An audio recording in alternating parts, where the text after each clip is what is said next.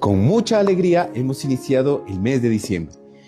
Hoy, 1 de diciembre, te invito, vamos a hacer rápido nuestra decoración de casa, el pesebre, la corona de Adviento, porque este año es un año de la esperanza. Hoy, preciosamente, el Evangelio según San Mateo nos recuerda esa frase: Señor, no soy digno de que entres en mi casa, pero una palabra tuya bastará para sanarme. Es la confesión de fe de un hombre que pide la ayuda de Jesús. Qué lindo que nosotros podamos también decirle hoy: Señor, basta que lo digas de palabra y todo se hará. Confiemos, y este tiempo del Adviento y este mes de diciembre, que sea de confianza, de esperanza, para volver a sonreír, para volver a tener calma en nuestro corazón, para tener paz. Porque, Señor, no soy digno de que entres en mi casa, pero una palabra tuya bastará para sanarme. Que Dios te bendiga.